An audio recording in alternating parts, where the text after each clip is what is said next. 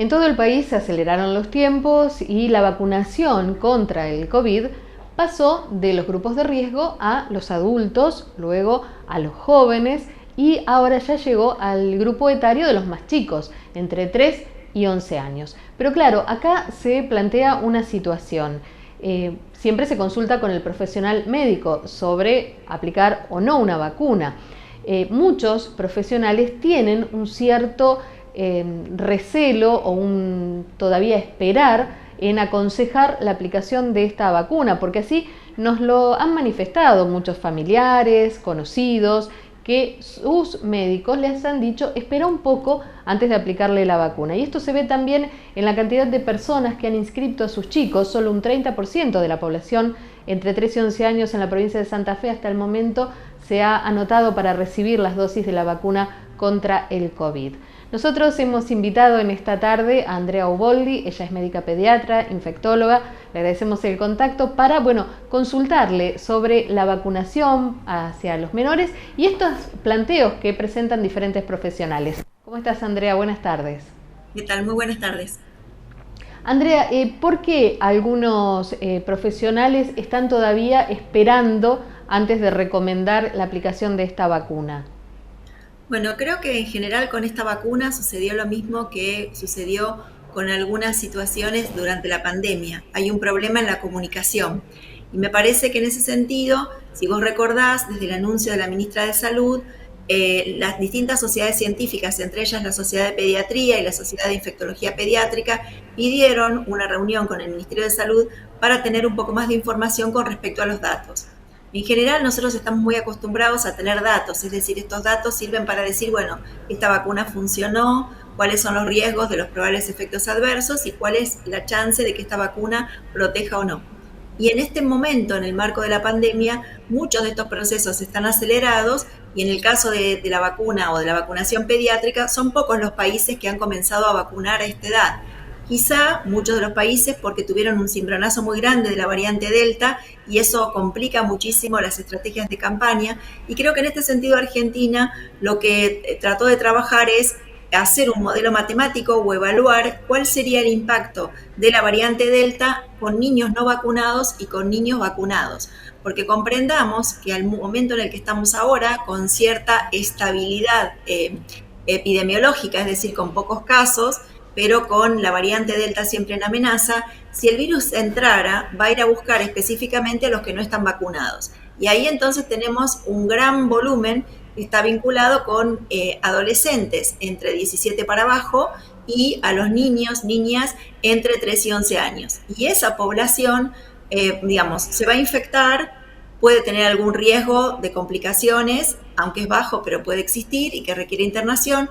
Y por otro lado, el tema está en que al tenerlos vacunados a esta población, vos vas generando una barrera que haga que el virus se transmite y se contagie en menor magnitud.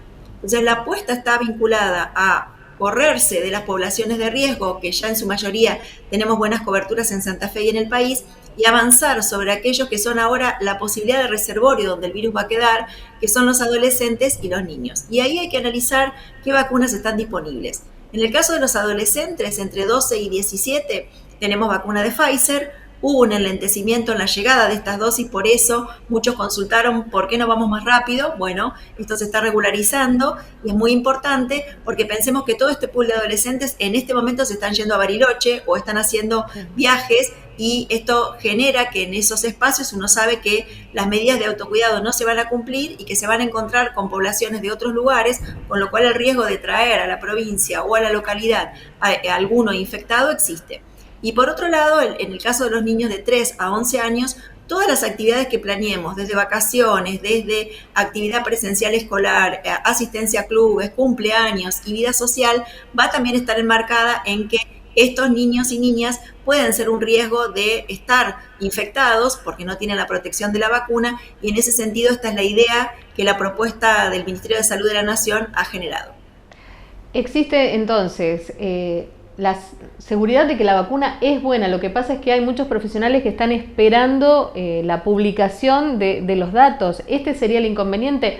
La pregunta Exacto. es por aquellos chicos que ya han sido vacunados y que papás y abuelos están un poco allí expectantes No, a ver qué es lo que pasa. me parece que básicamente llevar este mensaje. Las vacunas pasan por distintos estudios. En este caso, esta vacuna ya tiene los estudios de seguridad. Cuando uno habla de seguridad, habla de efectos adversos. Es decir, es una vacuna que pasó en fase 2 por los estudios de seguridad, entonces se sabe cuál es la dosis para los niños, que no cambia en esta vacuna, cosa que sí cambia en la vacuna de Pfizer, por ejemplo. Por otro lado, se estudia cuál es la respuesta de anticuerpos que esta vacuna genera. Sabemos que los niños en general producen muy buena respuesta de anticuerpos, incluso mejor que los adultos, y esto está evaluado. Y falta la parte de la fase 3, que sería cuánta protección genera esta vacuna comparada con la protección que generó la vacuna en los adultos. Recordemos que en general en lo que estamos ahora haciendo con estudios en niños, se hacen estudios que se llaman puentes, es decir, vos no podés trabajar con una población de niños a los que no vacunás y a otros sí, sino que se trata de comparar si vacunando a los niños se obtienen los mismos resultados que los adultos o hay diferencias.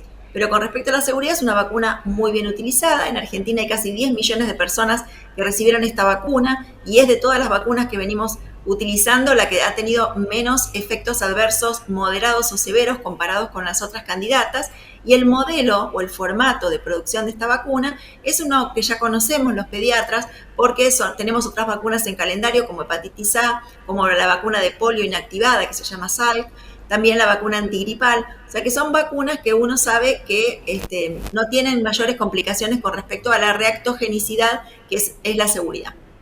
¿Podría estar en calendario esta vacuna en los próximos meses, en el calendario obligatorio? Mira, la verdad que estar en calendario todas estas vacunas, por ahora ninguna está hasta que no tenga una aprobación definitiva. Todas están aprobadas en situación de emergencia, en Argentina, en Estados Unidos, en Europa y por la OMS. La única que ha pedido ahora ser aprobada en Estados Unidos como vacuna, ya fuera de emergencia y ya como vacuna, digamos, autorizada, es por el momento Pfizer, que ha pedido a la organización o a la entidad que autoriza las vacunas, que es la FDA, una autorización definitiva. Igual creo que nos falta todavía terminar estas olas para saber qué va a pasar y si estas vacunas son realmente las definitivas que vamos a tener o que hay que modificarlas a la luz de las variantes para poder tener quizá una vacunación anual, que pareciera ser que es lo que se viene, no para toda la gente, pero sí para aquellos que tienen más riesgo de complicaciones. Recuerden que también se está evaluando ahora y de hecho nos vamos a reunir hoy con la Comisión Nacional de Inmunizaciones para revisar la postura de Argentina con respecto a terceras dosis, con qué vacuna y para quiénes. Muchas de las inquietudes que tienen los padres sobre la vacuna, sobre todo con los más chiquitos, ¿no? Porque, bueno, los jóvenes ya uno los vacuna sin tanto inconveniente, pero muchas de las dudas tienen que ver con que generalmente las vacunas, en cuanto a su elaboración, a las pruebas y demás, llevan un lapso prolongado de tiempo. La vacuna del SIDA, por ejemplo, hace 10 años que todavía está y recién está ingresando en la fase 3. ¿Cómo es que se pudo hacer esta vacuna en tan poco tiempo? Eso es quizás lo que genera un poco de resquemor. Bueno, primero, justo tomaste vos un modelo de un virus que muta mucho, que es el virus de VIH, SIDA, así que justo no es el modelo candidato porque es una vacuna que todavía está en pruebas, pero todavía no hay solución. Pero si uno analiza, y hay una imagen muy interesante de la revista Nature, donde muestra los tiempos que se han acortado entre digamos, la identificación del agente causal de una enfermedad y la producción de una vacuna. Si nos remontamos al principio de los 90, pasaba mucho tiempo entre que identificabas el agente y se producía la vacuna. Pero en el último tiempo ha habido una aceleración con respecto a esto, vinculado sin duda con todo lo que corresponde a la tecnología y los avances. Así que en el caso del 2020, en el mismo 2020 se pudo identificar el agente y ya a fines de 2020 había formatos de vacunas. Recordemos que también los formatos de vacuna se utilizan en base a otros formatos que fueron útiles para otras vacunas. Entonces digo, los modelos de vacuna inactivada, como es esta, la Sinopharm, es un modelo muy conocido donde el virus se mata, es decir, que tenés la estructura completa del virus, pero que no es posible de reproducirse en el cuerpo. Y estos son modelos de las vacunas tradicionales. Quizá las que ha habido más innovaciones en las vacunas como la de Pfizer y Moderna, que tienen otra estructura, pero el tiempo está marcando que estas vacunas se vienen acelerando porque la tecnología y porque las situaciones de salud así lo imponen. y los formatos de vacunas que se utilizan han sido probados para otras realidades, por ejemplo, para vacunas para cáncer o para vacunas, por ejemplo, para determinadas situaciones de salud, y esos formatos se utilizan con cambios en la información que uno quiere darle para que se produzcan y generar estas vacunas con mayor velocidad. Andrea, como siempre, bueno, muy clara, nos despejás las dudas, a estar tranquilos entonces y vacunarnos y vacunar a los más chicos para poder generar esta inmunidad y estar preparados ante una posible nueva ola. Y como siempre, no dejar de lado los cuidados. Sí, a mí me parece muy importante que nosotros estamos ahora en una situación tipo bisagra, te diría, por una cierta tranquilidad, pero con un ingreso importante de variante Delta en la provincia de Santa Fe. Ya tenemos un peso de esta variante y por supuesto vuelvo a marcar, esta variante no es más agresiva, pero sí es más contagiosa y el virus lo que trata de hacer es reproducirse y va a buscar a aquellos que no tengan defensas, y los que no tienen defensas en este grupo son los más chiquitos. Entonces, la vacunación es para los chicos, para protegerlos, porque la verdad que uno no querría que se enfermen, porque con este virus todavía hay mucha información que surge, digo, hay post-COVID en niños también, hay secuelas del COVID aún con formas leves. La verdad que no es adecuado tenerlo, lo mejor sería evitarlo con una vacuna para no tener ninguna complicación. Así que este es el consejo, y por otro lado, para que puedan desarrollar en el marco de tanta angustia, de tantas situaciones de privaciones que han tenido nuestros niños y niñas, que puedan seguir disfrutando la vida, sobre todo en este momento que ya comienzan las vacaciones, y también que puedan recuperar parte del tiempo con sus amigos, en el club, en la escuela, que es fundamental para su socialización. Andrea, como siempre, muchas gracias. No, gracias a ustedes. Un saludo enorme.